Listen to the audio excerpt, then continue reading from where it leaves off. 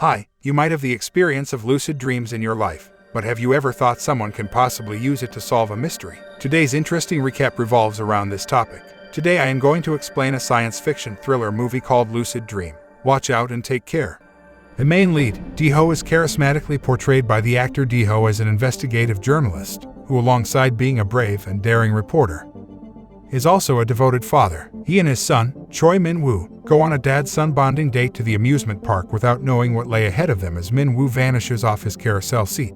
Di-ho is about to make a run as soon as he notices, but is stopped dead in his tracks when he realizes his vision has started to get hazy, and moves halted by a sharp long pin that appears out of nowhere in his thigh. He was never able to get up and look for him, as he closed his eyes and fell into a slumber.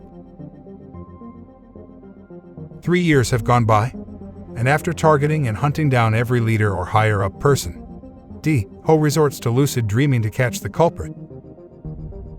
His therapist friend helps him out and warns him of it not to exceed longer than 10 minutes. DH0 closes his eyes and the second on his watch stops, signaling his lucid dream to have started. He is confused all by how vivid the dream is, and looks around everywhere near the carousel, when he finds a strange man in a black suit, looking back at him with mysterious eyes.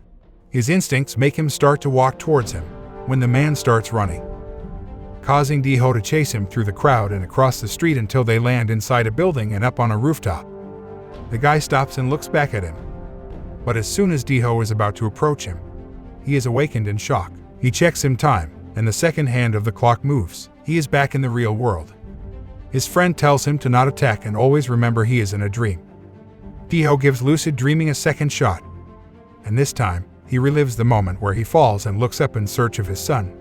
He sees him but is holding the hand of an unknown man tattooed.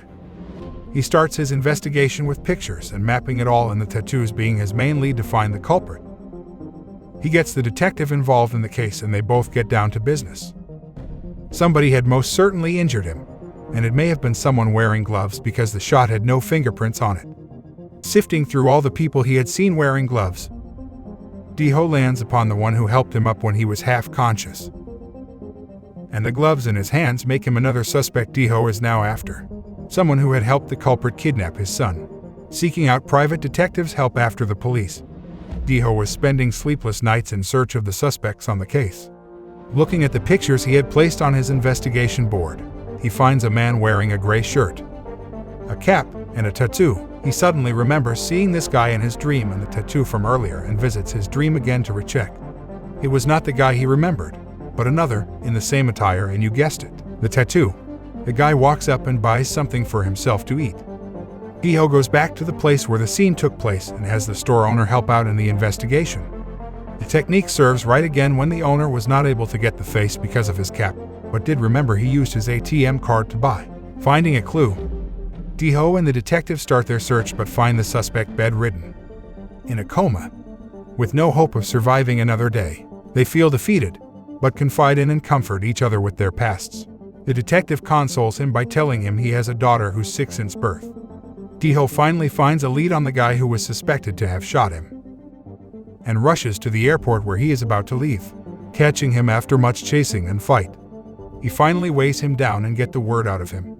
Min-woo is murdered. Kyung H1 killed him, and another follows as Sang-man, the accomplice, is found to have committed suicide at the police station. A familiar face from earlier is shown clad in a police uniform. The detective is sure there is a third person involved, someone so strong, so powerful. Sang-man even committed suicide for him. Di-ho goes back to talk to his psychiatrist friend when he sees Chairman Cho, a potential suspect from the list of people he had passed grudges with but did not investigate into. He finds out he is also receiving therapy using lucid dreams to meet his son who died in a car accident. He did because his blood type was MKMK, a rare blood type. He could not get transfused as fast. Di-ho's son's blood type was MKMK too. Later that evening, he stumbles upon the familiar face from his first dream, in an elevator.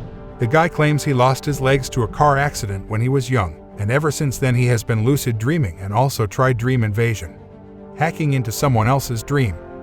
And that's how Di-ho saw him in his. All that needed to be matched were the brain frequencies of the person dreaming and the person wanting to hijack, and it wasn't long until they both shared the same dream.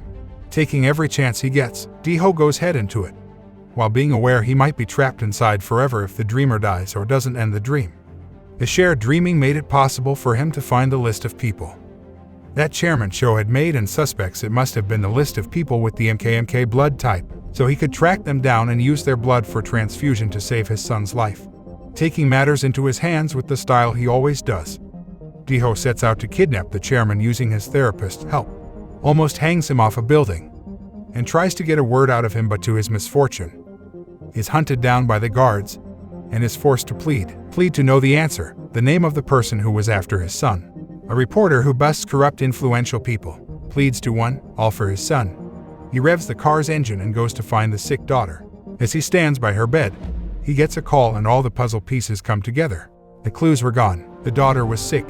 Someone had broken into the chairman's office and the list was gone. The picture says it all. The detective is the culprit. He is one step ahead, electrifying Di-ho unconscious and driving him to an edge. He tells him everything, how he wanted his daughter to be alive, and the son was his only hope. But before he could get his heart and save his daughter, Kyung ran off with Min-woo and was missing until a year later, when he died in a car crash while being chased by the detective. Min-woo is alive, but only Kyung knows where. He thanks Di-ho one last time for giving him the hope through shared dreaming, before he's made unconscious again and put in his own car with no brakes. On the loose heading towards the river, the private detective has got his back as they save him, and Di-ho is now on his way to stop the detective from finding out where his son is. They both end up face to face in Kyung's dream, who is on his deathbed as doctors are trying to save him. Inside his dream, everything in their vicinity is coming down, shattered. It's a fight for their kid's life, Di-ho for his son and the detective for his daughter. As a race against time of Kyung's death, the former manages to take Kyung to the side and asks him to spit it out. As there is no other way of finding his son, he gives him the picture of the place where Min-woo is right now and apologizes one last time before the rumble takes him down into a deep pit. As he takes his last breath before death, Di-ho notes the name of the orphanage in the picture and is about to leave the dream with his hopes high before the detective shoots him from behind and takes the picture. The light stick that will bring them back to reality ends up falling off the building. And what Di-ho does next is what sets him apart from the detective. His right intentions and the latter's intentions, as he makes the jump to catch it. While the detective gives his daughter up, Min-woo walks towards his dad. There's silence before they hold each other in an embrace,